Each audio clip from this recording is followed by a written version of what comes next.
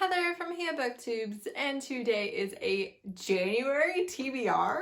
I've never filmed a monthly TBR video in my life, and I honestly thought that it was something I would never end up doing. But I had a lot of reading plans, and I went ahead and wrote them down, and it turns out there are 15 books that I really want to read in January, either for videos or for readathons or just for my own goals. And thought, okay, well, let's make a video and share it. So you're getting a bonus video. If this gets posted on Sunday, that's the day that I'm filming. If not, if I don't have enough time to edit, it'll get posted on Monday, but I kind of hope to get it done today. If you watched my 2021 goals video, you would know that I wanted to read around 12 books that are not romance books, and I want to read more diversely, and I wanted to do some extra behind the scenes things. And one of those main things that I knew I wanted to take care of was having my book cover be on screen the entire time that I'm talking about the book. So Naima from Naima's Reads sends me, no joke, a 10-second tutorial that she made for me. And problem solved. So if you saw Saturday's video, which was the top books of 2020 and is my longest video ever, then you know that I did in fact figure that out, and it was 100% because of Naima and her 10-second tutorial that solved my problem. So I'm very appreciative to my darling Naima. January TBR, let's get into it. The very first one is Return of the Thief, which is The Queen's Thief, number 6, the final book by Whalen Turner. This is a young adult fantasy series about a thief, and it is a really unique series. I've never read anything quite like it. So basically, the first 2 books are kind of from the thief's perspective, and he is our main character and we get his point of view. The other books, he's kind of still the central focus of the series, but we're not getting his point of view. We're getting the points of views of other characters, often who are just meeting him, and they don't know how his mind works, or they're a longtime friend, or they're from the first book, or whatever. But we're getting these other points of view of characters, even though the series still kind of revolves around the thief. It's crazy good. It is clever and fascinating, and there's so much wit and subtlety and humor in there. And it's completely unique because it is a series of books where you're reading the book and you're like, nothing is happening.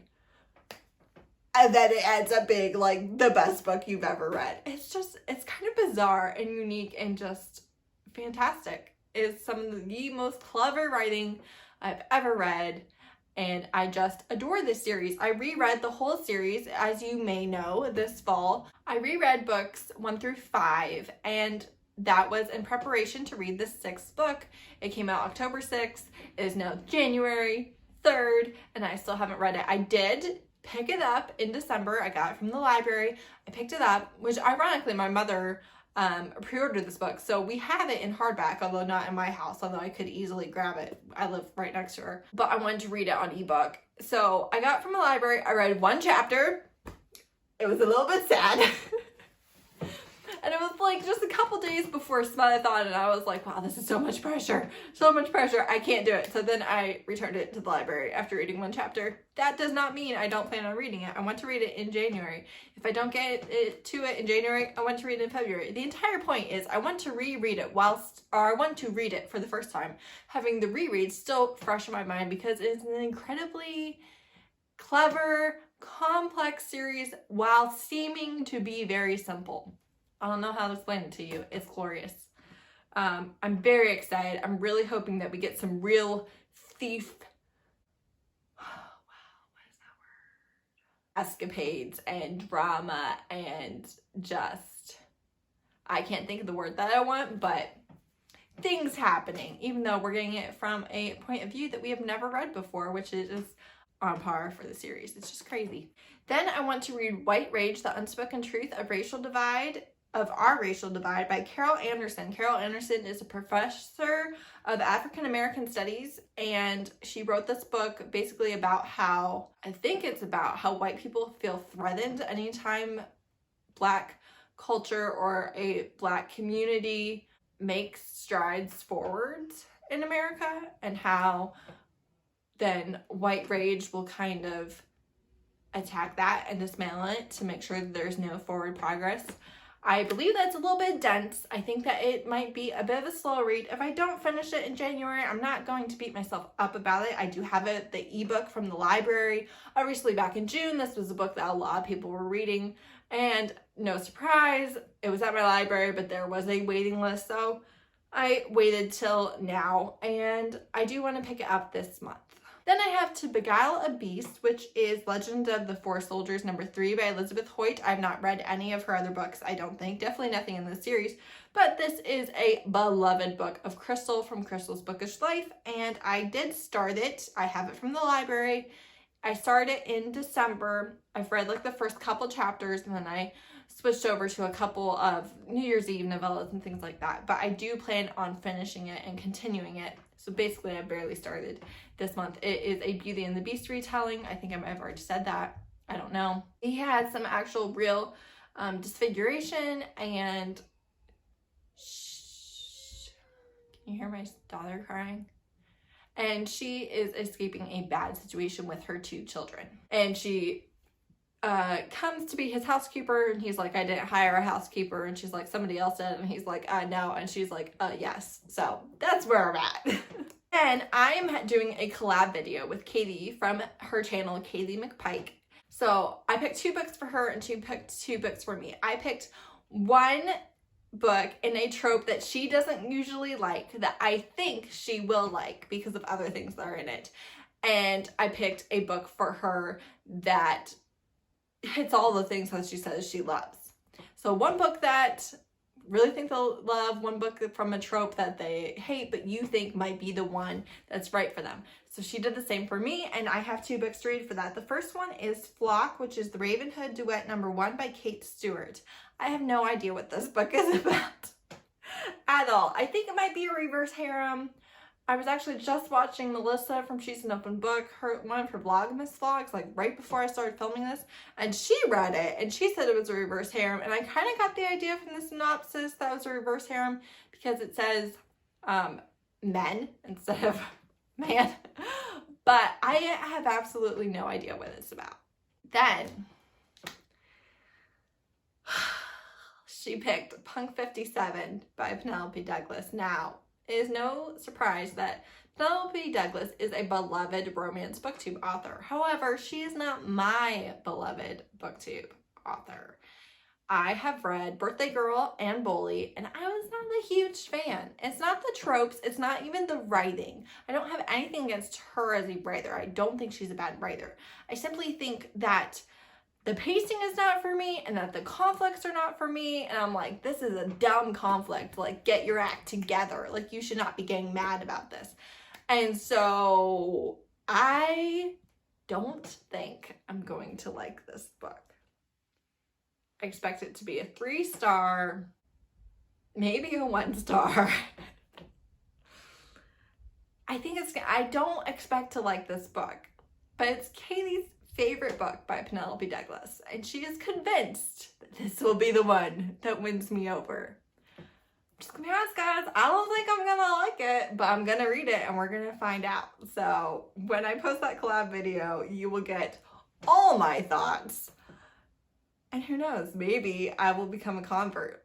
Nobody knows. There's no way to tell. If for some reason you don't know what Punk 57 is it is childhood pen pals, and they are pen pals through their school. It was supposed to be boy, boy, girl, girl pen pals, but because of their names, the teachers didn't realize the genders, and so they got each other, and they pour out their fears and hopes and dreams, all of their inner thoughts to each other, and then they meet in person because one of them transfers schools. So he knows that it's her, and she doesn't know that it's him, and she is not in real life what she is in her letters, and he's angry about it. So it's a little bit of a hate to love there. I don't know, guys. I don't know. We'll see. Then for the Tabby book club, I have Love Unexpected by QB Tyler. This is a stepfather, stepdaughter romance where the mother is dead, so there is no cheating. and it is age gap, obviously, taboo, it's interracial, and I know nothing else about it. Basically, they kissed in a city that isn't their city, and then they can't stay away from each other. I don't know. I'm very excited to be hosting the Taboo Book Club with Tamika from Library of Tomes this month, and the live show will be on her channel on the 31st, and we will talk about this book specifically and the step family setup for romance books in general. On that note, I also do want to read Unacceptable, which is Unacceptable's MC #1 by Kristen Holt Mazzallo. This is a stepbrother romance where she meets him. She's already 18. She meets her new stepbrother basically when she's trying to run away from home, I think, and he is, I think, the president of a motorcycle club. That's all I know about it, but I do plan on reading it. It is a new to me author, so I have absolutely no idea if I will like it, DNF it, love it, no idea. But I kind of wanted to read one more step family book this month while hosting the book club. And if you watched my Secret Santa unboxing, you know that Naima got me a couple of books and I promised to vlog it. So the first one is A Heart of Blood and Ashes, The Gathering of Dragons by Mila Vane, sitting right over there. Am I gonna go get it? No, I'm not. I'm gonna put the picture up because that is who I am. This is a fantasy romance and the women are warriors just as much as the men are, but not the main character. She's actually very fragile and I think has poor health, but is wicked smart, and is going to use that to her advantage to get a marriage of convenience and to get some power for herself. And she is going to marry a kind of barbarian lord, I want to say. And he wants revenge against her dad because her dad had his parents killed, and basically he can't do anything about it without losing all of his power because there's a council and they're like, no, you're fine, go away. I don't know. I'm very excited to read it. I'm very nervous and scared to read it. I'm pretty sure it might rip my heart out, and it's a lot of fantasy. Now, I've read plenty of straight up fantasy books in the past. It's just not what I tend to pick up in the last year or two. So I'm a little bit nervous about it, but I'm excited to read it and vlog it. And then also for the vlog, I'm going to reread The Fixture by Jessica Gadziala because that is also a book that Naima got me. This is my first Jessica Gadziala book. It is one of my all-time favorites of hers. And this is a woman has a stalker and the police can't do anything for her and things are escalating and she's just like, I'm going to die. I need to try and do something. So she goes to the Fixture agency, and they're kind of like, we really don't handle stalkers. We kind of handle more aggravated things, but I'm going to leave a message for the boss and we'll see. So basically the receptionist who gets her, not receptionist, I shouldn't call her a receptionist, but she acts as the receptionist and quite a bit more things in their office, kind of tells the boss, hey, I have a really bad feeling about this. I think that something's going to happen to this woman. I really think that we should take the case, even though it's not what we usually do. And so he goes, and the stalker has showed up, and things escalate. And they end up having a romance, the head of the agency, the Fixture agency, and this client. And it is so good. And you fall so hard for all these characters who all get their own books. And it's just my first Jessica Gadziala book. It's very nostalgic for me, and I honestly cannot wait to reread it. Then also in that vlog, I would like to read Love in the Wild by Emma Castle. This is a Tarzan retelling. I've heard great things. I have a copy of the book from the author, and I really want to read it. And so I was kind of thinking of doing this vlog where it's all three of those books and I read them in physical form because obviously I normally read ebooks. And so because of that, I kind of wanted to do it in the vlog. If it doesn't fit into the vlog, it's okay. I would still like to read it this month. I think, I don't know anything else about it. It's a modern Tarzan retelling, and I think it is very steamy. What more do you want? I don't know, because that's honestly all I need. Then also by Jessica Gadziala, I want to read Huck, which is Golden Glades Henchman #1. This is a new motorcycle romance series from her based in Florida, I believe. I don't know because I haven't actually read it because I'm a loser. It's fine. But I'm really excited to read this. It's the president. He's trying to set up this new motorcycle club chapter. If you're not familiar with motorcycle clubs, you know, you have your local group, and that can be under a larger corporation type group of the motorcycle club. And he's setting up a new chapter, and his neighbor just wants peace, and he accidentally drags her into some problems. And I can't wait. Then I also want to read Untouchable by Sam Mariano. Now this is a dark romance. There is dubious consent, and by dubious consent I mean like no consent. I'm pretty sure at the beginning of the book. There's a scene at the beginning of the book. It's bad. The book does not get worse from there. So basically, if you can go through that, you don't have to worry about what else is coming in the book, I believe. I read a dark romance book by her, How the Hitman Stole Christmas, or something like that, in December, and I loved it. And this has been on my TBR for forever. Jen from the Book Refuge talks about it all the time. A few other people have read it because of that. I think I'm going to like it. I really want to know. Then I went to reread Little Dove by Layla Frost. This is the Mafia, Captive Captor, Age Gap, Daddy Kink book of my dreams. I love this one. It's just so good. They have like such a healthy, happy relationship and communication, and they're a great couple inside of all these tropes. On her 17th birthday, she's in the house. He murders her dad, not realizing that she's there. He keeps her instead of killing her. She tries to escape. He lays down the law, and then basically just takes care of her via his staff and giving her whatever she wants without having any real interactions with her up until she turns 18. When she turns 18, she finds out that he wants a relationship with her, but that he will continue to provide for her regardless of the relationship status. So this is not, you know, I've provided for you for a year, now you have to have sex with me. It's not like that. And I really appreciated how they worked through that, how he walked her through the daddy kink and what it would be and what he would expect and what it wouldn't be. There's no little play in this book, and I just thought it was super healthy and awesome and great. And every time I talk about it, I want to reread it so badly, so I really want to do it in January. And then I went to read Regally Vivid, which is Blood Alliance number 3 by Lexi C. Foss. I put this book on more TBRs than should be humanly possible for a person who doesn't make TBRs. And yet I still haven't read it, and I want to. This is a threesome couple between an alpha male werewolf, a alpha female werewolf, and the human that won the games and was turned into a werewolf. And so they are all three going to have a relationship, polyamorous relationship. We here for it. And this is a brutal vampire werewolf dystopian world. Humans have no rights, therefore humans have no consent. Now he's being turned into a werewolf, but I'm pretty sure he's still not going to have a whole lot of consent options.